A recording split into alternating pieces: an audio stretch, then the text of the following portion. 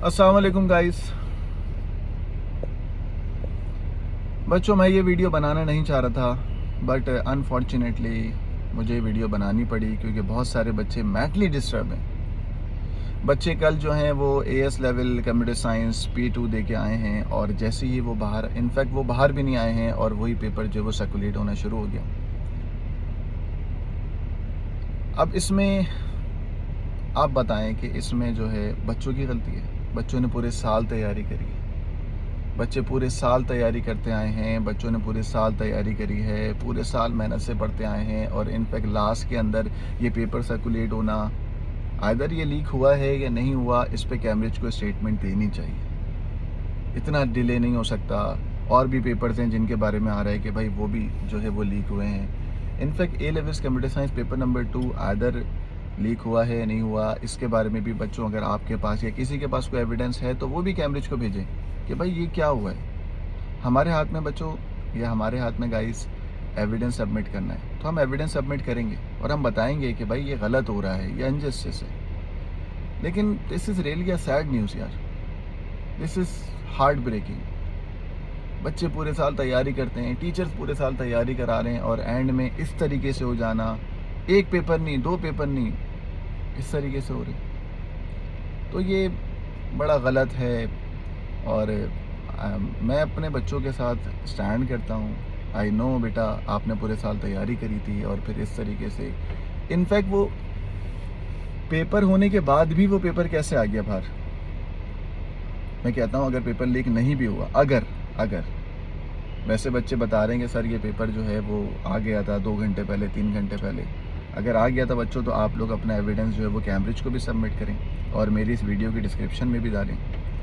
But ये क्या तरीका है यार। मैं हमेशा अपने बच्चों को बड़ा मोटिवेट रखता हूँ, कहता हूँ बेटा ये सब चीज़ें छोड़ दो, आप पेपर लीक के चक्कर में ना पड़ो, ये सब फेक है, फेक है। अब मैं कैसे बच्चों को मोटिवेट रखूँ, अब मैं क्या बोलूँ बच्चों को। अब बच्चे मुझसे कह रहे हैं सर आप तो हमेशा बोलते हैं कि सर पेपर लीक नहीं होता, आप छोड़ें, आप छोड़ें। In fact many of the O levels candidate are asking me कि सर क्या ए लेवल्स के पेपर लीक हो रहे हैं। मतलब आप खुद देखें ना कि हम किस तरीके से इन चीज़ों को फेस कर रहे हैं। इनफैक्ट बच्चे कैसे फेस कर रहे हैं, बच्चे ए लेवल्स के अंदर वैसे ही बहुत परेशान होते हैं, ए लेवल्स वैसे ही बहुत टफ होता है, बच्चा वैसे ही बहुत परेशान होता है और फिर एग्ज़ाम के टाइम पे ये सब हो जाना।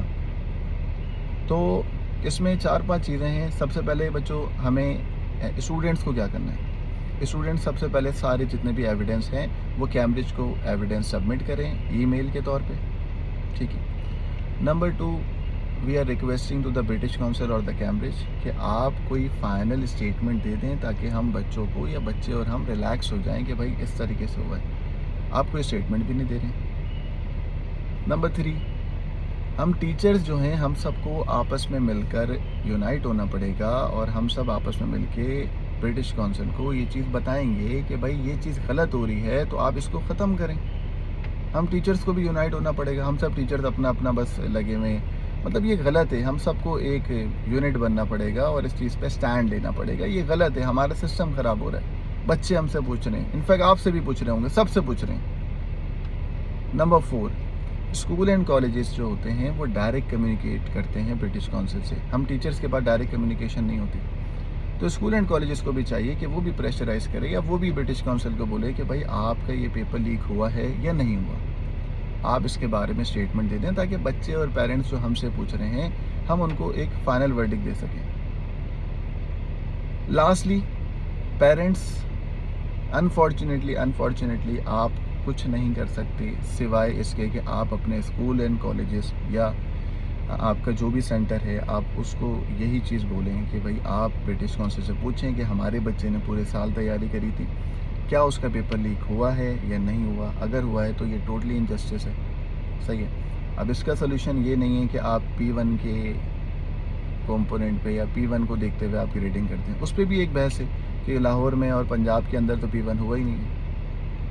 तो this is really a sad news, ये बहुत गलत है। मैं इस टॉपिक पे वीडियो बनाना नहीं चाह रहा था, लेकिन क्या करें भाई, बच्चों के इतने मैसेजेस हैं। बच्चा पेपर दे के आया, बच्चा कह रहा है सर ये क्या है सर, हम मेहनत करके आए हैं, हमने पूरे साल मेहनत करी। अब बच्चा, जाहिर सी बात है पेपर 2 वैसे ही मुश्किल होता है, बच्चा उसमें अपेयर होके जैसे ही बाहर निकला है तो वो पेपर सर्कुलेट हो रहा है। दिस इज़ रियली शॉकिंग ना कि ये क्या हुआ है। अब कुछ बच्चे कह रहे हैं कि सर वो ये पेपर पहले भी आया था, हमने इसको देखा था, नहीं देखा था। I don't know about it. अगर आया था तो बेटा कमेंट के अंदर इस एविडेंस को सबमिट करें मेरे पास भी, और आप ब्रिटिश काउंसिल को भी एविडेंस भेजें और बताएं कि हम सो नहीं रहे हैं, हम जाग रहे हैं। आप हमारा अच्छा, एक चीज़ और बताऊं कि जब आप एविडेंस सबमिट कर रहे हो तो यू शुड बी फॉर्मल ना, यू शुड बी मतलब रिस्पेक्टेड। ऐसा नहीं हो, कोई बदतमीज़ी नहीं होनी चाहिए। आपकी जो ईमेल हो उस ईमेल के अंदर आप अच्छे तरीके से अपना प्रोटेस्ट और अपना एविडेंस सबमिट करें, ठीक है ना। कोई फजूल बात ना हो, ठीक है ना, क्योंकि हम लोग जो भी हैं स्टूडेंट्स हैं, टीचर हैं, एजुकेशनल फैमिली से बिलोंग करते हैं, ठीक है। तो गाइस मुझे यही उम्मीद है कि आप लोगों के साथ इंशाल्लाह जस्टिस होगा और this is not fair to you.